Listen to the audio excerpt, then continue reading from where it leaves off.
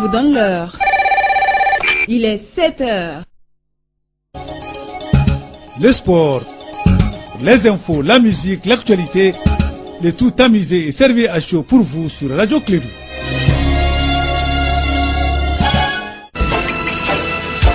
Radio Clédou, le journal avec Sotelma Malitel. Mesdames et messieurs, fidèles auditeurs et incursions de Clédou, ceux qui arrivent pour la première fois, ceux qui sont des inconditionnels, ceux qui prennent la température, bonjour à vous tous et bienvenue, et quel que soit là où vous êtes et quel que soit le moyen par lequel vous êtes en train de nous écouter, on vous dit merci d'avoir fait le choix. Nous sommes aujourd'hui mercredi 3 avril 2019.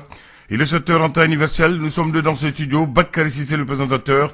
Abdoulaye Andan qui introduit Bakary. Bakary, bonjour, bienvenue. Oui, bonjour Abdoulaye, bonjour à toutes et à tous. Bienvenue dans cette édition, la première de Clédou Info. Dans ce journal, nous allons parler de la réforme constitutionnelle.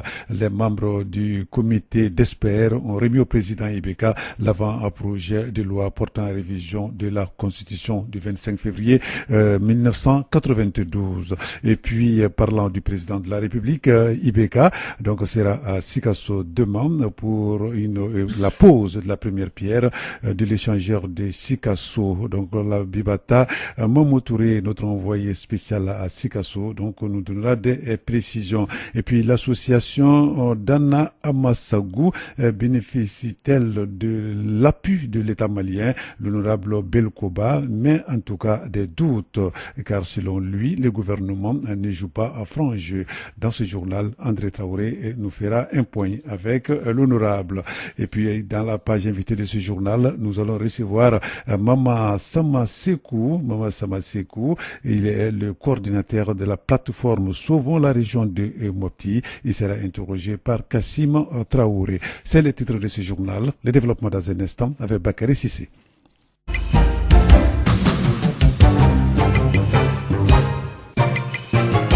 Bienvenue à cette édition. Aujourd'hui, nous sommes le mercredi 3 avril 2019. La première session d'information de Clédou Info. Je le disais tantôt, les membres du comité d'experts pour la réforme constitutionnelle ont remis au président de la République l'avant-projet de loi portant révision de la constitution du 25 février 1992. Les textes comportent certaines propositions comme la création d'un Sénat, d'une Cour des comptes conformément au traité de l'IMOA et la définition des rôles du président de la République et du Premier ministre au sein de l'exécutif, entre autres. Kassim Traoré pour plus de détails sur ce document. Le temps était venu pour nous de remettre notre œuvre en question et de le reconsidérer. C'est ce qu'a déclaré Ibrahim Boubacar Keïta à l'ouverture de la présentation du rapport. C'est après que le président du comité d'experts pour la réforme constitutionnelle a dévoilé les grandes lignes de son rapport. Makamoussa Sissoko.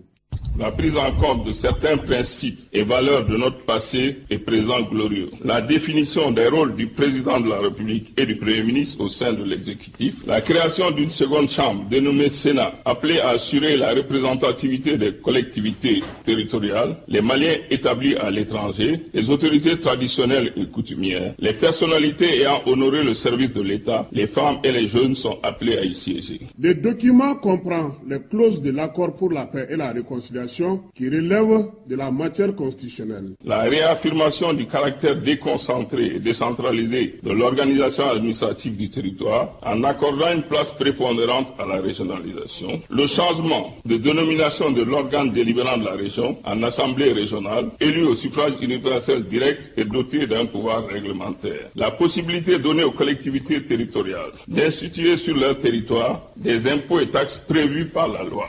L'avant-projet indique également l'augmentation du délai relatif à l'élection du président de la République et à la durée de la période intérimaire au niveau de cette institution et la création de la Cour des comptes conformément au traité de l'UEMOA. Ibrahim Boubacar Keïta, président de la République du Mali. Il a été dit, il a été fait, au jour et à l'heure, qu'il plaira à notre organisation nationale de lui accorder et au corps social malien tout entier. Je suis certain qu'il aura un accueil favorable. L'opposition malienne n'est pas d'accord avec les rapports du comité d'experts. Noum Togo, porte-parole du chef de file de l'opposition. Pour nous, le principe a été violé par le président de la République. Le travail technique, ils doivent le faire. Normalement, c'est la société malienne, l'ensemble de la composante de la société qui devrait travailler sur la révision constitutionnelle. L'opposition, de façon générale, on se désolidarise de cette constitution qu'ils veulent nous proposer parce que nous pensons qu'ils ont déjà leur constitution prête et ils veulent nous appliquer. Nous ne serons pas d'accord. L'avant-projet en question sera soumis aux députés maliens. Alors merci Kassim Traoré. La première pierre de l'échangeur de Sikasso doit être posée demain jeudi dans la capitale de Kénédougou. Les travaux seront lancés par le président de la République, Ibrahim Boubacar Keïta. Que justifie ces travaux? Bibata Mamotouré nous donne des explications. L'échangeur de la 3e région et ses voies d'accès se justifient par la nécessité d'améliorer la circulation à l'intérieur de la ville de Sikasso et le cadre de vie des populations riveraines. La contribution des travaux à la mise en œuvre des objectifs du cadre stratégique pour la relance économique et le développement durable 2016-2018 et la politique nationale des transports, entre autres. En plus, la ville de Sikasso sera dotée en infrastructures modernes suffisantes pour assurer son décollage industriel. Selon les études, 24 102 223 tonnes de marchandises transitent annuellement par Sikasso. Le temps de parcours moyen est réduit de 50%. Il est prévu la création de 873 emplois indirects et induits ainsi que 600 autres emplois générés au cours de la mise en œuvre du projet, dont 570 pour les jeunes. Le coût global du projet en hors toute taxe est de 31,594 milliards de francs CFA. Le financement est assuré par la Banque ouest africaine de développement BOAD et le budget national. Le marché des travaux est attribué à l'entreprise EGK pour un montant hors taxe, hors droit de douane de 24 milliards de francs CFA et un délai d'exécution de 27 mois. Voilà, merci Bibata Momo Touré, notre envoyé spécial à Sikasso. Donc l'événement c'est demain jeudi. Nous allons du côté de Mopti cette fois-ci pour venir en aide aux éleveurs de la région de Mopti. Le gouvernement a procédé à sévarer à la distribution gratuite d'aliments bétail. Cette distribution gratuite vient au bon moment parce que certains éleveurs avaient commencé en tout cas à brader leur bétail à cause de l'insécurité. C'est ce qui nous dit Kassim Traoré. C'était nombreux, les bergers, surtout ceux en déplacement, à participer à cette cérémonie de remise d'aliments bétail. Pour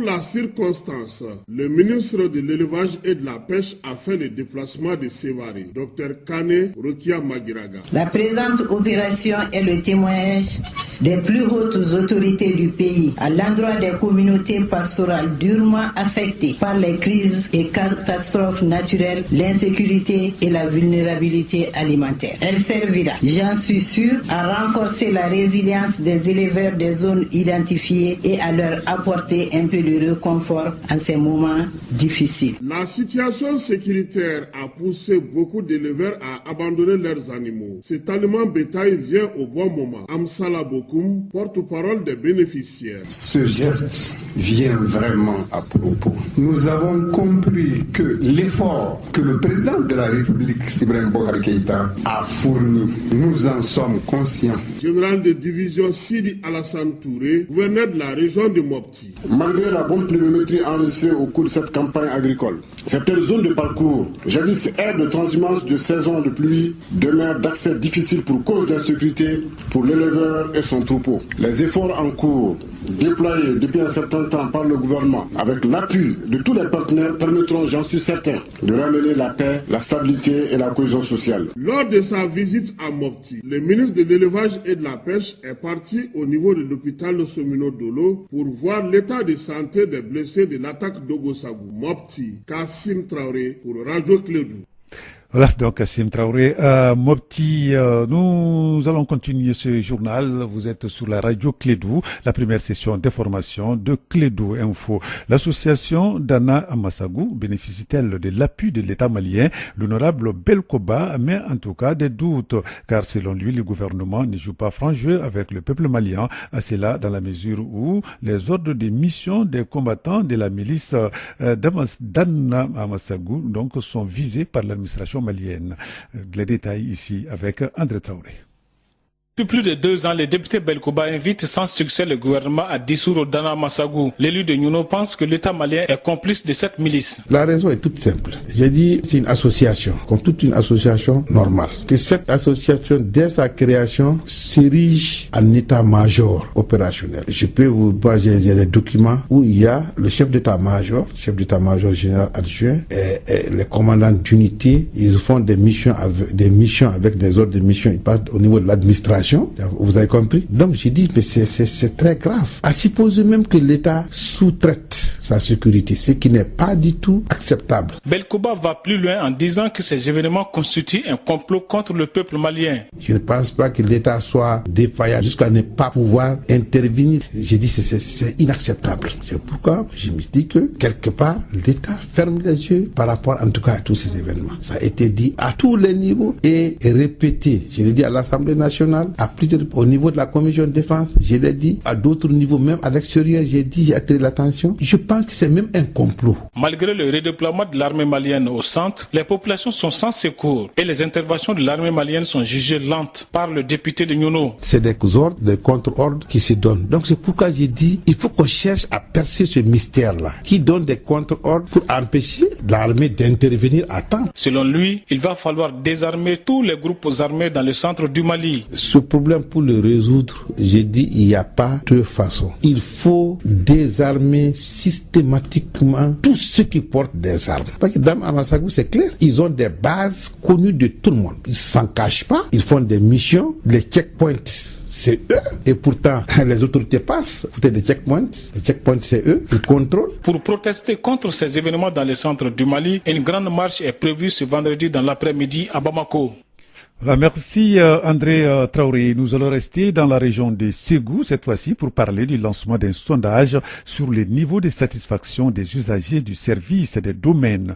Le sondage a été lancé en marge du 3e rendez-vous citoyen initié par le ministère de l'Habitat et de l'Urbanisme. C'était le lundi dernier. Notre envoyé spécial à Ségou, Arunaba. Rendez-vous citoyen est une démarche de proximité entreprise par le ministère de l'Habitat et de l'Urbanisme du Mali. Ce 3e acte tenu dans la cité des Balanzans a également permis au département de lancer un sondage sur le niveau de satisfaction des usagers des domaines et du cadastre.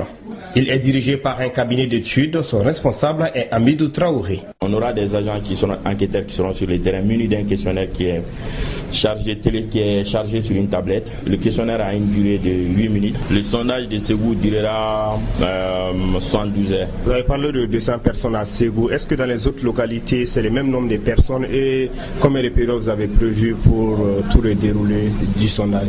Il y aura une échantillon global sur le territoire malien et l'échantillon du Ségou peut être différent de l'échantillon des autres régions. Le résultat sera dans 3 mois. C'est un bon cadre, jugent les usagers des services du domaine de Ségou, malgré les nombreux problèmes soulevés. Moi, c'est Amadou Dao. Je suis le directeur de publication du Web TV Ségou 24 Info. Le sondage, l'initiative est bien, est géniale et salutaire. Maintenant, on demande au ministre de tout mettre en œuvre, du moins, de faire face aux problèmes de Ségou. Il y a la mausolée de Ségou qui a été donnée par des commerçants, distribués. Les routes sont, morcelées à Ségou. On peut te montrer même les espaces. Moi, je me nomme Cheikh Omar Sangaré. Je suis natif de Ségou. Une heureuse initiative si on allait jusqu'au bout. Parce qu'en réalité, les problèmes fonciers sont tels que si on ne prend garde, ça risque réellement de migrer dans le social.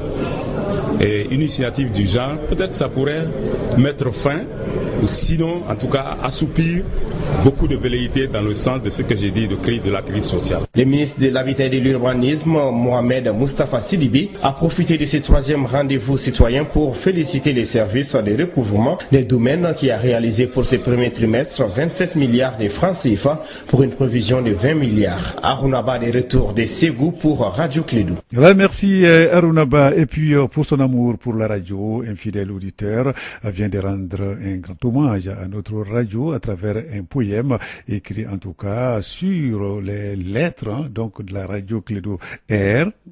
A, D, I, O, K, L. Donc voilà, chaque lettre maintenant a sa petite phrase.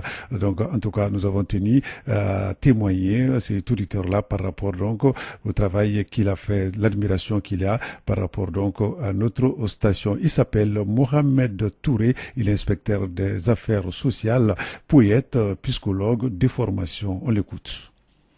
Ma tendre jeunesse, j'ai été formé, il faut le dire, par la radio. Bon, à notre temps, la télé n'existait pas. Donc l'information, la formation, c'est à travers les radios. J'étais très accroché à la radio et principalement en écoutant des grands reporters comme Demba Koulibaly, reporter sportif, le grand animateur Papis Daf, celui qui faisait l'éditorial aussi qu'on appelait Abdoul Si, et un grand journaliste aussi du nom de Lamine Koulibaly, Père Aléram. Alors tout ceci m'a donné vraiment l'envie de continuer à aimer la radio. Et depuis un certain moment, je m'intéressais aussi à Radio Clédou, parmi l'ensemble du réseau des radios du Mali.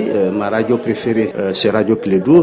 Je l'écoute tous les matins, je l'écoute tous les soirs. Je dors avec la Radio Clédou, je me réveille avec la Radio Clédou. Et je retrouve vraiment tout ce qu'il faut pour le Mali aujourd'hui, surtout par rapport au problème de l'insécurité. Très instructive, parce que c'est un débat contradictoire qui est là, qui permet à chacun vraiment de prendre ce qu'il veut dans l'échange. Et je suis aussi les autres émissions, même si c'est dans les langues nationales, surtout les émissions interactives là que vous faites en Bambara. Ça aussi vraiment c'est des leçons très instructives et très pédagogiques qui permettent de comprendre aussi les vicissitudes de la vie, comment s'y prendre et comment vivre ensemble, le vivre ensemble qui est extrêmement important. Donc réellement pour moi la radio Clédou, si elle n'existait pas, il fallait la créer. Alors, donc là, c'est donc notre auditeur, Mohamed Touré, inspecteur des affaires sociales, poète, psychologue de formation. On aura l'occasion, en tout cas, de vous faire découvrir petit à petit, en tout cas, les séquences de ce poème dédié à la radio au Clédou. Clédou Info, première édition, 7 heures passées de 16 minutes.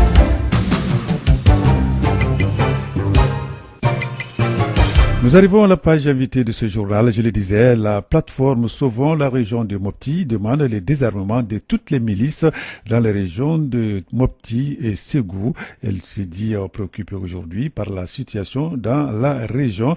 Le coordinateur de la plateforme Sauvons la région de Mopti, Mama Assamasekou, est notre invité. Il répond aux questions de Kassim Traoré.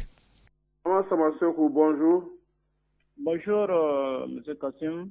Vous êtes le coordinateur de la plateforme Sauvons la région de Mopti. Oui. Aujourd'hui, on peut dire que vos cris d'alarme sont restés vains par rapport à la situation. Tous nos efforts sont restés vains. Nous avons alerté depuis 2014, 2015, 2016, 2017. Nous sommes en train d'alerter. Mais avec tout ça là, l'État reste sourd face à nos cris. Nous avons le cœur meurtri. Toutes ces victimes innocentes, toutes ces femmes, ces vieilles mamans tuées, ces femmes enceintes évatrées, ces enfants égorgés, ces vieillards assassinés. Mopti, c'est une prison à ciel ouvert, Kassim. Dans la plateforme, il y a toutes les communautés qui se trouvent. Dans notre plateforme, nous n'analysons pas les problèmes de la 5e raison sous un angle d'ethnie. Mais nous sommes les ressortissants de la région. Nous souhaiterons vraiment contribuer au retour de la paix de la région de Mopti. Votre particularité, c'est surtout le fait que toutes les communautés sont dans votre plateforme. Est-ce que vous allez sur le terrain? Nous sommes en train de préparer aussi des missions pour aller vers une caravane de sensibilisation pour le retour de la paix de la 5e région. On est en train de préparer ça. Dans la plateforme, comme vous l'avez dit, il y a la jeunesse d'Avital Poulakou, il y a la jeunesse d'Inadogon et les 8 cercles de la région de Mopti sont représentés dans la plateforme. Donc chacun appelle celui, on prend les informations ensemble, on essaie de recouper les choses, mais vraiment, Salif, Kassim, nous sommes endeuillés. Notre problème, c'est que l'État reste sourds-muets aveugles par rapport à nos cris. On a tapé toutes les portes, Kassim. Nous avons interpellé. La situation humanitaire aussi se dégrade de jour en jour, même si aujourd'hui l'État, à travers le ministère de l'élevage, a amené de l'aliment bétail. Est-ce que pour la population, vous envisagez quelque chose? Non, pour la situation humanitaire, c'est vrai. Les paysans n'arrivent pas à cultiver et ceux qui ont cultivé n'arrivent pas à récolter. Et bref, donc toute la région est menacée de famine. Nous avons des analystes parmi nous qui ont réfléchi, qui ont produit un document. Et ce document, depuis juillet et passé, ça a été remis au Premier ministre. Nous attendons toujours son appel pour qu'on se retrouve. Les propositions que nous l'avions, nous avons fait des propositions au Premier ministre depuis juillet passé pour éviter que la raison mère de famine... Qu'est-ce que vous proposez par rapport à la famine qui menace la région même? La famine qui menace la région, comme les gens n'arrivent pas à cultiver, c'est de les assister avec, comment on appelle, c'est des denrées de première nécessité, comme le mil, le riz, le lait, ainsi de suite, et l'huile. C'est de les assister pour qu'on puisse passer, en tout cas, cette période-là. C'est de les assister, que l'État les assiste, que l'État apporte une aide humanitaire, franchement, et qui est visible, et qui peut prendre le reste de l'année, pour que la population de Mopti ne meure pas aussi de la faim. Tout le monde en souffre. Et la crise pèle Dogon, nous pensons que c'est faux. Une guerre qui nous a été transportée, colportée d'ailleurs. On ne sait même pas qui tue. On nous tue pourquoi? On tue pour qui? Et quel est l'enjeu? Personne ne maîtrise. On pose toutes les questions, on n'a aucune réponse. En tout cas, nous avons les yeux rivés sur l'État. L'État doit s'assumer, Kassim. Quelles sont vos solutions? C'est très difficile. La première chose à faire, c'est de désarmer. Et dans les zones de conflit, nous avons dit de mettre des bases, pas des bataillons, quelques bataillons, des bases militaires dans les zones de conflit. Koro, Bankasa, venir un peu vers Banyangara, surtout dans la zone exondée, de mettre des bases militaires. Et d'autres choses, c'est-à-dire appliquer intégralement la charte pastorale qui a été promulguée en 2011. Il y a une charte pastorale. Parce que cette crise a trouvé des vieilles querelles. Et ces vieilles querelles, aujourd'hui, les gens sont en train de les réchauffer encore par rapport à cette crise-là. Alors, quel est votre mot de la fin? Le mot de la fin, nous demandons à l'État, franchement, de désarmer toutes les milices dans la région de Mopti. Et nous continuons à insister pour que des bases soient installées dans les zones de conflit. Et nous appelons à la communauté nationale et internationale d'assister sur le plan humanitaire à Mopti. Toute l'économie est en panne. Nous n'avons ni à manger, ni à boire, et nous sommes malades. Donc, franchement, nous appelons à toutes les bonnes volontés de nous rejoindre à la plateforme Sauvons la région de Mopti. Merci beaucoup, M. Maman. Merci. Voilà, donc là, c'était monsieur le coordinateur de la plateforme Sauvons la région de Mopti, monsieur Mama Samasekou. Il était l'invité de Clédou Matin. Il était interrogé par Kassim Traoré. Ce qui met fin à cette édition, la première de Clédou Info. Merci de l'avoir suivi. Restez avec nous dans un instant. La rubrique Elect sur notre antenne. Radio Clédou, le journal avec Sotelma Malitel.